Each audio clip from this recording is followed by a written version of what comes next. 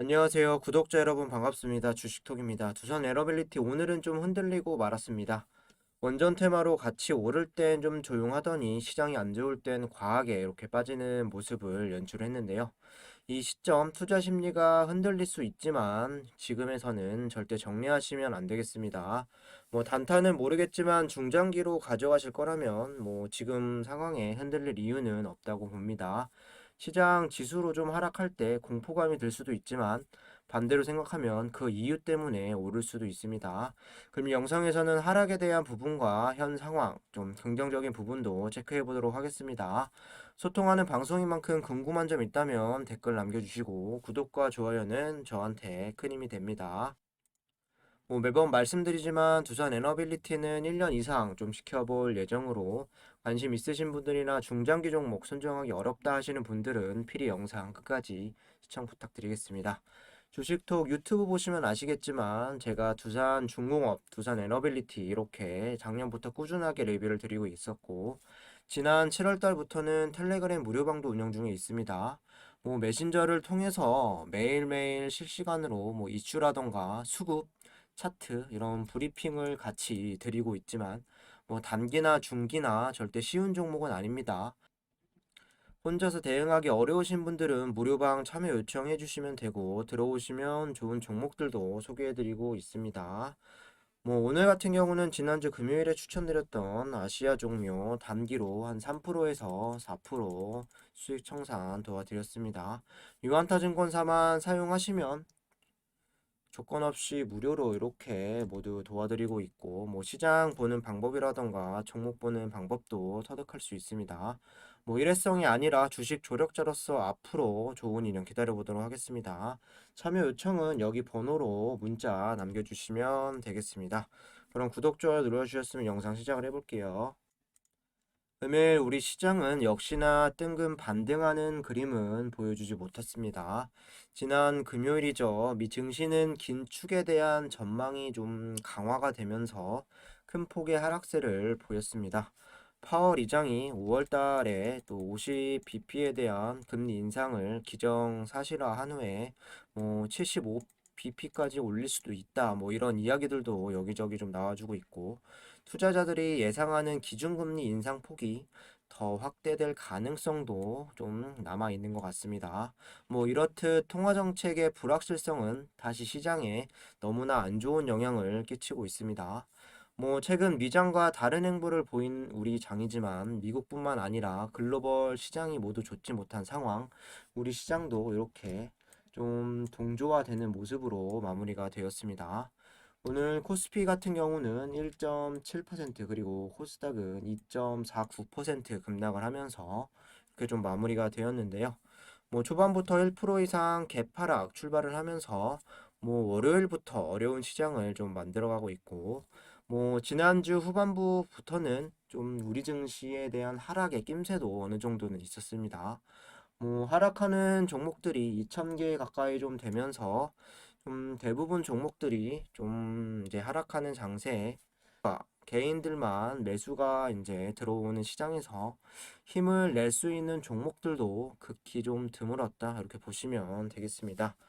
오늘 양 시장은 개인들이 이제 코스피 1조 그리고 코스닥은 3천억 이렇게 매수를 해줬고 나머지 외인이라던가 기관, 금융투자, 투신, 연기금 모두 약속이라도 한 듯이 이탈이 나와주면서 환율은 오늘 장중에 1250원까지 또 급등을 하면서 안전자산 선호 심리가 극대화 그러면서 위험자산으로 좀 이렇게 취급받고 있는 주식은 좀 외인 매도 극대화로 이렇게 안 좋은 시장이 계속 이어갔습니다. 시장이 반등할 만하면 다시 더 크게 빼버리니 좀 어려운 이런 시국에 환율도 굉장히 급등을 하고 또 전쟁으로 인한 인플레이션, 여기에 금리 인상 등등 증시 분위기는 계속 좋지 못한 흐름으로 갈 수도 있습니다.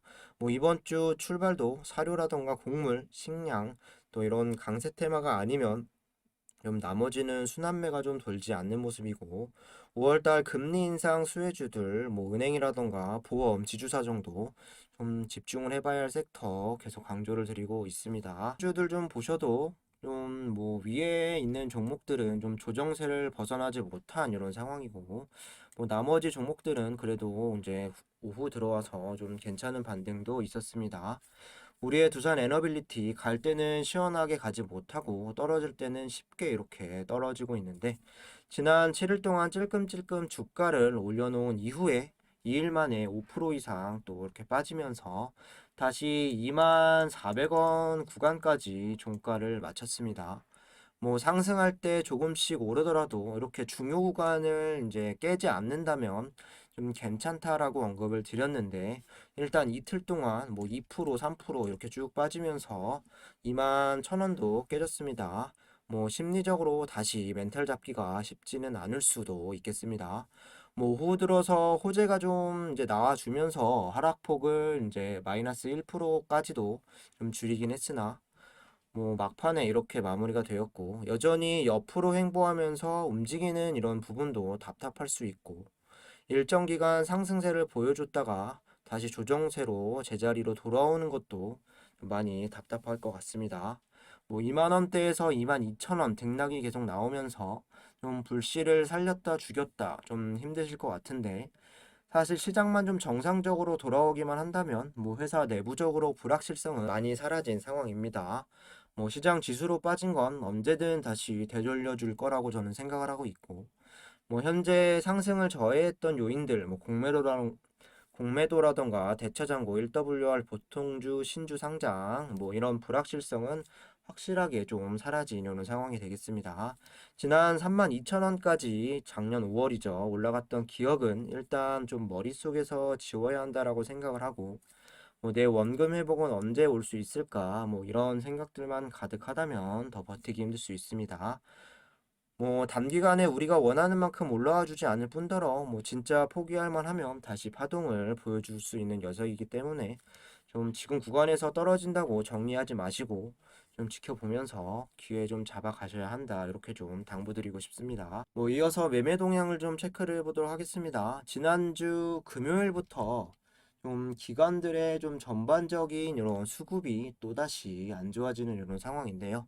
뭐 여기에 외인이라던가 그리고 프로그램, 오늘은 JP모건까지 좀 이탈이 더해지면서 이렇게 3.5% 하락을 했습니다.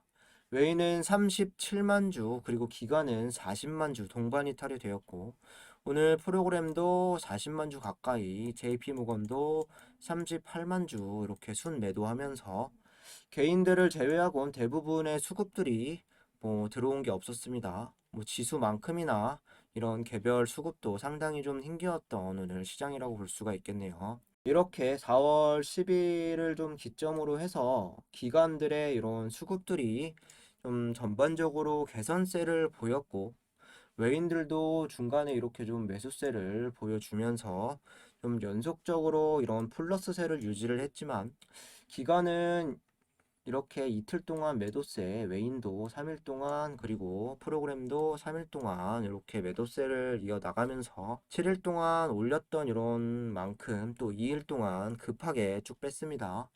두산 에너빌티의 이런 기관들의 매수세가 그만큼 좀 중요하다라는 부분 좀 볼 수가 있고, 뭐 환율 문제로 시장 전체 수급이 좀 던지기만 하면서 뭐 개별 수급들도 오늘은 좀 어쩔 도리가 없었다, 이렇게 보시면 될 것 같습니다. 공매도 보시면 7% 정도로 한 32만 9천 주, 뭐 최근 3일 동안 30만 주대 이렇게 좀 나와주고 있으나, 뭐 거래량도 전체적으로 좀 줄어들고 비율은 조금씩 다시 좀 늘어나고 있다라고 보시면 되겠습니다. 뭐 잔고 수량을 보시면 20일 기준으로 봤을 때 995만 주로 작년 11월 이후 처음으로 1000만 주 밑으로 이렇게 좀 들어와 주었습니다. 뭐 참고로 작년 5월이죠. 주가를 32,000원 급등시켰을 때 이렇게 공매 잔고가 600만 주에서 한 1700만 주 사이에서 계속 왔다 갔다 했습니다. 뭐 대차장고도 좀 보시면 금요일 기준으로 봤을 때 체결은 38만 주, 그리고 상환은 260만 주로 약 220만 주 가량 또 잔고 수량을 이렇게 감소시켰고, 잔고 금액도 여기 보시면 5,200억까지 또 크게 감소시켰습니다. 좀 정리를 해보면 1W 아래 이제 보통주 상장 이 부분은 다 해소가 되어가고 있고 공매도라든지 이런 대차 거래 또 4월 말이 되면서 크게 줄어드는 부분 당분간 대차나 공매도 신규로 생기는 건 좀 아마 좀 적지 않을까 생각이 듭니다. 이제 다시 주가를 올리기 위한 뭐 공매도라던가 대차의 준비는 일단 끝났다라고 저는 생각을 하고 있습니다. 이어서 차트 흐름 살펴보도록 하겠습니다. 금일 같은 경우는 이미 시초가가 2.8% 이렇게 빠지면서 개파락 출발이 되었습니다. 지난 7일 동안 좀 꾸준한 이런 상승세를 보여준 이후에 2일 동안 5% 이상 빠지면서 또 좋지 않은 흐름을 만들어 버렸습니다. 거래량도 좀 미미해도 뭐 구간들은 잘 지켜가는 이런 상황이었으나 오늘로써 다시 좀 하방으로 자리를 좀 잡은 듯 보입니다. 5일선 근방에서 움직였던 이런 흐름들이 오늘 21선 하방 돌파를 하면서 2만 1,000원을 좀 깨고 내려왔습니다. 뭐 이번 주 초반 어떻게 해서든 2만 1,000원을 좀 지지가 되어야 한다.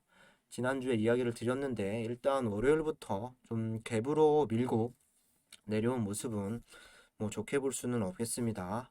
여기에 거래량이 최근에 뭐 500만, 600만 이렇게 좀 살아나려고 하는 이런 징조도 있었는데 금세 다시 300만 대로 줄어들었고 오늘은 또 470만 대로 이렇게 거래량이 다시 죽어버렸습니다. 하루 이틀 다시 조정세가 좀 나오게 된다면 뭐 2만 원 구간까지도 밀릴지 모르는 이런 분위기가 잡혀 있고 재차 21선 위로 좀 갭상승해서 출발하는 흐름이 좀 나와줘야 다시 최근에 올라왔었던 이런 상승 분위기를 또 에너지 살려볼 수 있을 것 같습니다. 뭐 2일 연속으로 다시 조정세가 좀 보이는 구간이지만 뭐 전체적으로 본다면 2만원 그리고 2만 3천원 이 박스권 행보 중으로 좀 볼 수가 있겠습니다. 뭐 하방이라던가 상방 아직 변곡점에 도달한 것은 아니기 때문에 뭐 섣불리 대응할 것도 없겠습니다. 더 빠지더라도 2만원은 꼭 지켜가면서 3바닥 다지고 다시 반등할 수 있는 이런 흐름 기다려 보도록 하겠습니다. 추매 고려하시는 분들은 2만원 되돌리는 양봉 자리가 좀 좋은 이런 타이밍이 될 수 있을 것 같습니다.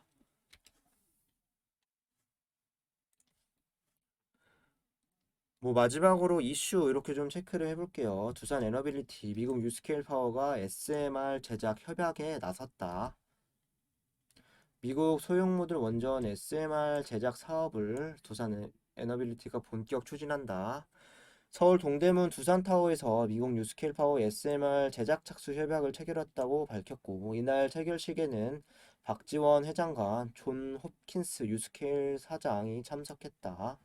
두산 에너빌리티는 이번 협약으로 뉴스케일 파워가 2029년 준공을 목표로 하고 있는 미국 아이다호주에 추진하고 있는 UAMPS 프로젝트 공급할 SMR 본제품 제작을 맡는다. 올해 하반기 SMR 제작에 사용되는 대형 주단 소재 제작을 시작으로 내년 하반기 중 본격적으로 SMR 본제품 제작에 돌입할 예정이다.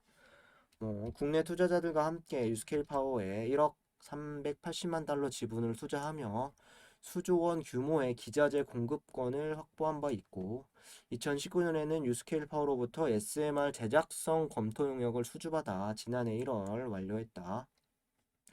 두산 에너빌리티는 전략적 협력 관계를 지속 강화하고 SMR 제작을 위한 준비도 빈틈없이 진행을 해왔다며 앞으로 SMR 제작 물량이 본격 확대되면 협력사들의 참여 기회도 더욱더 커질 것으로 기대한다. 두산 에너빌리티가 유스케일 파워의 전략적 파트너로서 미국 건설되는 첫 SMR의 핵심 기자재 제작에 참여한 것을 환영한다. 세계 최고 수준의 원전기기 제작 능력을 보유한 두산 에너빌리티가 유스케일 SMR 상용화에 크게 기여하리라 기대한다고 밝혔습니다. 뭐 아시다시피 유스케일 파워는 미국 원자력 규제위원회의 설계 인증 심사를 최초로 완료했고 이렇게 2029년 준공을 목표로 하고 있습니다. 뭐 그동안 기다리고 기다리던 이 유스케일 파워 SMR 뭐 공급 제작 이런 소식들이 좀 나와 주었는데요. 뭐 일단 오늘 타이밍 자체는 그렇게 좋지 못했습니다. 충분히 호재로 좀 반응할 수 있었던 이런 내용인데 뭐 시장이 시장인지라 좀 하락폭을 만회하는 데 그쳤고 막판에 다시 또 밀어버렸죠. 뭐 유스케일퍼 같은 경우는 올해부터 2027년까지 3.3조 원 규모의 또 기자재 제작 및 설치 관련 수주가 좀 예상이 된다. 그동안 계속 나왔던 이런 소식이고 최근에 상장 소식과 좀 고객사들을 넓히고 투자자들을 좀 많이 이렇게 유치를 하면서 좀 여기에 추가적인 이런 알파 수주가 좀 기대감은 커져 있지만 본격적으로 언제쯤 나와줄 수 있을지 많이 궁금하셨을 겁니다. 이제부터는 이제 MOU 체결도 하고 좀 본격화가 될 수 있고 SMR 제작에 사용되는 이런 부분은 올 하반기부터 시작이 되고 내년부터 SMR 본 제품에 돌입할 예정으로 그 수주에 대한 부분은 좀 미리미리 나오기 때문에 좀 하반기 안으로 소식이 들려오지 않을까 보시면 되겠습니다.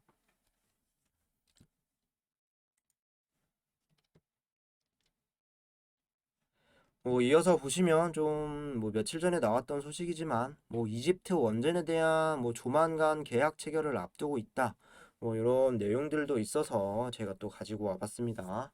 한수원 신규 원전 수출 젠걸은 체코 이어 폴란드도 공략을 하겠다. 탈원전 백지화를 약속한 윤 정부가 5월 10일 취임을 앞두고 있는 가운데 국내 유일한 원자력 발전 운영사인 한수원이 신규 원전 수출을 위한 발걸음도 빨라지고 있다. 체코에 이어 폴란드도 사업 제안서를 제출하며 한국형 원전 우수성을 널리 알리는 활동에 들어갔다. 2009년 바라카 원전 4기 수출 이후 명맥이 좀 끊겼고 윤석열 당선인은 원전 10기 수출 공약이 실현될 수 있을지 관심이 좀 집중되고 있다. 지난 21일 폴란드 신규 원전 건설 사업 제안서를 제출하고 수주 활동에 돌입했다. 이날 폴란드 신규 원전 건설 사업 주무 부처인 또 이 장관과 만나서 좀 성안을 전달을 했고 2040년 국가 에너지 정책 개정안을 발표하면서 2033년 원전 1기를 운영을 시작으로 2043년 또 두 개 부지에 원전 총 6기를 순차적으로 도입할 예정이다. 폴란드가 가장 원전에 대한 규모는 가장 좀 크다라고 보시면 되겠습니다. 내용은 이전에 좀 나왔던 내용이라 좀 넘어가고 여기 보시면 한수원은 이집트 엘다바 원전 2차 건설 사업 부분 단독 협상 대상자로 조만간 계약 체결을 앞두고 있기도 하다. 엘다바 원전은 2017년 러시아 국영기업 로사톰의 자회사인 또 이 회사가 전체 사업권을 따냈고 약 35조 원을 투입해 이집트 지역에 원전 4기를 건설하는 제약이다.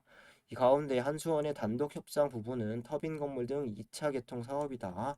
전체 사업의 5에서 10% 수준으로 전해지면서 사업 규모만 최소 수조 원대로 점쳐진다. 에너지 안보에 대한 우려가 커지면서 1만 7천, 2만 1천 메가와트급 원전 16기 건설을 추진하다가 중단된 또 사우디아라비아 원전 건설 재개 여부도 관심사로 이제 나와주고 있습니다. 현재 러시아 전쟁으로 인해서 이집트 수주에 대한 부분 새로운 소식은 들려오지 않고 있습니다. 일각에서는 좀 어려워졌다. 시간은 걸리지만 수주는 진행이 될 것이다. 뭐 이렇게 대추이 중으로 좀 이런 추이를 좀 지켜봐야 하겠지만 아마 러시아 전쟁이 끝날 때까지는 좀 미뤄질 것 같고 뭐 기존대로라면 4월 말 본격적인 수주 계약과 좀 공시가 진행될 예정이었지만 뭐 개인적으로는 이제 뭐 시간은 좀 늦춰지겠지만 절대 또 원전에 대한 이런 수주를 포기하지는 않을 것 같습니다. 현재 체코 보안 평가를 진행 중에 있고 폴란드도 이번에 또 입찰서 제출 그리고 하반기에는 또 사우디라던가 인도 원전 프로젝트에 참여할 것으로 좀 예상이 되기 때문에 원전 수출에 대한 기대감은 시간이 지날수록 더 높아질 수가 있겠습니다. 일단 이집트 원전이 문제없이 나와주는 게 첫 번째로 중요한 요소인 것 같습니다. 이상으로 영상 마무리하도록 하겠습니다. 구독과 좋아요 한 번씩 부탁드리고 두중 혼자서 대응하기 어려우신 분들이나 또 매일같이 급등주만 잡아서 대박 수익을 노리는 게 정답은 아닙니다. 어려운 시장 이겨내시고 꾸준한 수익 챙기고 싶으신 분들은 유한타증권사만 사용하시면 모든 게 무료다 이렇게 좀 설명을 드렸습니다. 돈 들어가는 거 하나 없이 좀 수익 관리, 계좌 관리 도와드리고 있고, 관심 있으신 분들은 댓글에 나와 있는 번호로 문의 주시면 되겠습니다. 감사합니다.